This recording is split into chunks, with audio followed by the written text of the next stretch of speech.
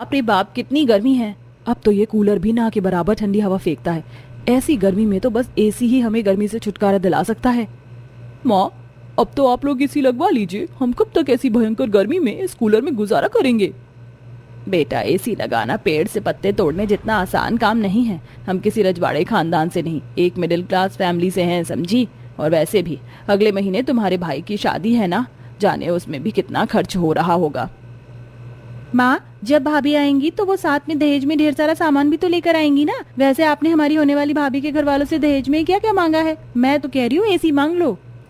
तुम्हारे इकलौते भाई का रिश्ता इतने बड़े घर की बेटी से तय हो गया, ये क्या कम है जो अब हम उनसे दहेज मांगे। अब यहाँ बैठे बैठे बातें मत बनाओ, जाओ जाकर खाने की तैयारी करो। ऐसे ही समय गुजरता है और कलावती के इकलौते बेटे की शादी एक अमीर खानदान की लड़की मनीषा से हो जाती है। कलावती अपनी चारों बेटियों के साथ मनीषा का बड़े प्यार से गृह प्रवेश करती है कि तभी थोड़ी देर में मनीषा के घर से उसका सारा दहेज का सामान आ जाता है, जिसमें एसी भी होता है। ये देख मनीषा की चारों नंदे, अरे वाह, यहाँ तो बैठे बिठाए हाथ में लड्डू आ गया। और नहीं तो क्या, और वो देखो कितना बड़ा और 5 स्टार एसी है। अब तो हम एसी की ठंडी ठंडी हवा में मस्त आराम करेंगे। अपनी भाभी के दहेज में आए सारे सामान और एसी को देखकर नंदे काफी खुश होती हैं। चारों नंदे उस एसी को अपने कमरे में लगाने के सपने देखती हैं, लेकिन इससे पहले ऐसा कुछ हो, मनीषा उस एसी को अपने कमरे में लगवा लेती है, जिसे देख भाभी ने एसी अपने कमरे में क्यों लगवाया? वो एसी तो हमारे लिए था ना। क्यों, उस एसी पर क्या तुम चारों का नाम लिखा हुआ था जो वो तुम्हारे लिए था? मनीषा बहू के घर वालों ने वो एसी अपनी बेटी के लिए भेजा है, ना कि उसकी नंदों के लिए। अपनी माँ का जवाब सुन चारों बेटियों का मुंह बन जाता है, जिसके बाद वो अब एसी में रहने का एक प्लान बनाती हैं और सीधा मनीषा के कमरे में चली जाती है, जहाँ एसी की ठंडी ठंडी हवाओं से वो पूरा कमरा ठंडा हो रखा था। तुम्हारो वो भी इस वक्त कुछ चाहिए था क्या? भाभी, आप जब से आई हैं तब से आपसे ना ठीक से बात करने का मौका ही नहीं मिला, इसलिए सोचा आज चारों नंद भाभी एक दूसरे के साथ बैठकर गपशप करें।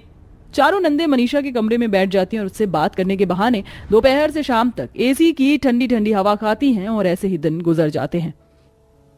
भाभी, आप सो रही थी क्या? हाँ, आज घर के काम करके थकान हो गई थी, इसलिए सो रही थी। कुछ चाहिए था क्या तुम चारों को? हाँ भाभी, वो क्या है ना, हमारे कॉलेज का प्रैक्टिकल, इसलिए हम सोच रहे थे कि हम आपके कमरे में बैठकर प्रैक्टिकल कर लेते हैं। लेकिन मेरे कमरे में क्यों? तुम चारों अपना प्रैक्टिकल अपने कमरे में भी तो बैठकर कर सकती हो ना। भाभी, हमारे कमरे का कूलर ठीक से चल नहीं रहा था और आप तो जानती हो कितनी गर्मी हो रही है, इसलिए हम आपके कमरे में आ गई। लेकिन आप फिक्र मत करिए, हम आपको बिल्कुल परेशान नहीं करेंगे। चारों नंदे मनीषा के बिस्तर पर जाकर बैठकर एसी की हवा में अपना प्रैक्टिकल करने लगती हैं। ये देख मनीषा को काफी अजीब लगता है, लेकिन वो उनसे कुछ नहीं कहती और अपनी नंदों के कमरे में जाकर गर्मी में सोती है। अब चारों नंदे मिलकर एसी की ठंडी ठंडी हवा खाने के लिए अपनी भाभी को रोज ऐसे ही परेशान किया करती थी, जिसका असर उसकी प्राइवेट लाइफ पर भी पड़ता था। आज मेरा सारा काम बिल्कुल टाइम से खत्म हो गया। कुछ तो अच्छा हुआ, आखिरकार इतने दिनों बाद हमें एक दूसरे के लिए टाइम मिल ही गया। राघव मनीषा एक दूसरे से प्यार भरी बातें कर ही रहे होते हैं कि तभी उनके कमरे के दरवाजे पर दस्तक होती है, जिसे सुन मनीषा जैसे ही अपने कमरे का गेट खोलती है तो सामने अपनी चारों नंद को पाती है। इस वक्त यहाँ क्या कर रही हो? हमें हमारे कमरे में बहुत गर्मी लग रही थी, इसलिए सोचा कि आज रात हम लोग आपके साथ आपके कमरे में सो जाएं। क्या भैया, आपको इससे कोई प्रॉब्लम तो नहीं है ना? मुझे इससे क्या प्रॉब्लम होगी? तुम चारों यहाँ अपनी भाभी के साथ सो जाओ, मैं बाहर हॉल में सो जाऊंगा। राघव चादर तकिया लेकर हॉल में जाकर सो जाता है और बेचारी मनीषा जमीन पर सो रही होती है। ये सब देख मनीषा को काफी ज्यादा गुस्सा आता है।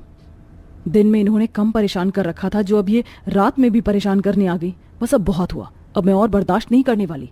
मनीषा को गुस्सा तो बहुत आता है, लेकिन वो गुस्सा शांत करके सो जाती है और ऐसे ही कुछ दिन गुजर जाते हैं। लेकिन उसकी चारों नंदे अपनी हरकतों से बाज नहीं आती और एक दिन तो मनीषा की चारों नंदे अपनी सहेलियों को बुलाकर मनीषा के कमरे में पार्टी कर रही होती हैं कि तभी वहां मनीषा आ जाती है। ये तुम चारों क्या कर रही हो? और ये लोग कौन है? ये मेरा कमरा है, ना कि कोई क्लब रूम, जो तुम मेरे कमरे में ये नाच गाना कर रही हो। प्रीति, ये कौन है और क्यों हमारी पार्टी स्पॉइल कर रही है? पहली बार तो तुम लोगों ने हमें कोई ठीक सी पार्टी दी है, उसमें भी ये डिस्टर्ब करने आ गई। चल फ्रेंड्स, ये मेरी भाभी हैं। भाभी प्लीज हमें आपके रूम में पार्टी करने दीजिए ना, पूरे घर में आपके कमरे में ही तो एसी लगा हुआ है, बस थोड़ी देर और, फिर आप आराम से अपने कमरे में आ जाना। चारों नंदे अपनी भाभी को इग्नोर करते हुए अपनी सहेलियों के साथ पार्टी करने लगती हैं और इस बार भी मनीषा अपने गुस्से को शांत कर उसे पी जाती है और ऐसे ही कुछ हफ्ते और गुजर जाते हैं। क्या हुआ मेरी मनीषा रानी को? गुस्सा हो गया मेरे से? मैं आपसे नहीं बल्कि आपकी बहनों से गुस्सा हूँ। अब तो उन्होंने हद कर दी, रात में भी वो हमारे कमरे में होती हैं। अगर ऐसे ही रहा तो हम दोनों एक दूसरे के साथ टाइम कब बिताएंगे? हमारी शादी को अभी टाइम ही कितना हुआ है। ये सभी चीज समझने के लिए वो बहुत छोटी है, लेकिन तुम तो बड़ी हो ना। ये देखो मैं तुम्हारे लिए क्या लेकर आया हूँ, तुम्हारी मनपसंद रंग की साड़ी। ये तो बहुत सुंदर साड़ी है। लेकिन मेरी मनीषा से ज्यादा नहीं है। तुम शाम को इसे पहनकर रेडी रहना, फिर हम लोग साथ में मूवी और शॉपिंग के लिए जाएंगे। इतना कहकर राघव मनीषा को गले से लगा लेता है कि तभी वहाँ उसकी चारों नंदे आ जाती हैं। सॉरी भैया, हमें नहीं पता था कि अंदर ये हो रहा है। वैसे आपको ये सब दरवाजा बंद करके करना चाहिए। और नहीं तो क्या, अरे जरा हमारा और माँ का ख्याल ही रख लो। भाभी, आज हम चारों का आपके कमरे में बैठकर मूवी देखने का प्लान है, तो जाइए हमारे लिए जूस और पॉपकॉर्न ले आइए। इतना कहकर चारों नंदे बेड पर बैठ जाती हैं। ये सब देख अब मनीषा से और बर्दाश्त नहीं होता और वो अपना आप आँख खो देती है। बहुत हुआ। अरे तुम चारों में अकल नाम की चीज है या नहीं? पहले तो दिन में मेरा जीना हराम कर दिया था और अब रात में? अरे कभी तो हम लोगों को अकेला छोड़ दो।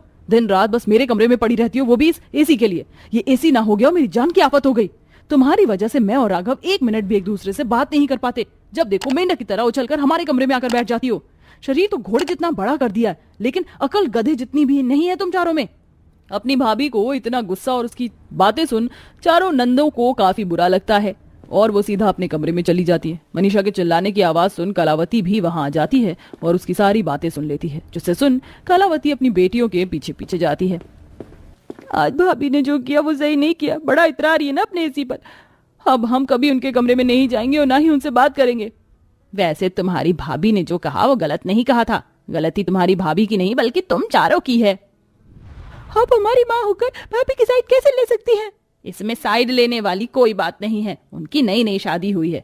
तुम चारों हमेशा ही अपनी भाभी के कमरे में रहोगी तो उन दोनों को एक दूसरे के साथ वक्त बिताने का कहाँ समय मिलेगा? ऐसी चीजों को देखकर हर किसी को गुस्सा आएगा ना। कलावती की बात सुन चारों नंद को अपनी गलती का एहसास होता है। वहीं दूसरी तरफ मनीषा, मैं जानता हूँ इसमें मेरी बहनों की गलती है, लेकिन तुम्हारा इस तरह उन पर गुस्सा करना मुझे ठीक नहीं लगा। तुम एक अमीर परिवार से हो, इसलिए शुरू से ही एसी में रही हो, लेकिन हम एक मिडिल क्लास फैमिली से हैं। हमारे लिए एसी बहुत बड़ी चीज है। मेरी चारों बहनें हमेशा एसी के लिए कहती थी, लेकिन मैं ही अपनी कम कमाई की वजह से कभी उनके लिए एसी नहीं ले पाया। और जब तुम दहेज में एसी लेकर आई तो इसलिए उनका बर्ताव एसी के लिए ऐसा हो गया। गलती उन चारों की भी नहीं है। अपने पति की बात सुन मनीषा को भी अपने बर्ताव के लिए काफी बुरा लगता है, जिसके बाद मनीषा अपनी चारों नंदों के पास माफी मांगने के लिए जाती है।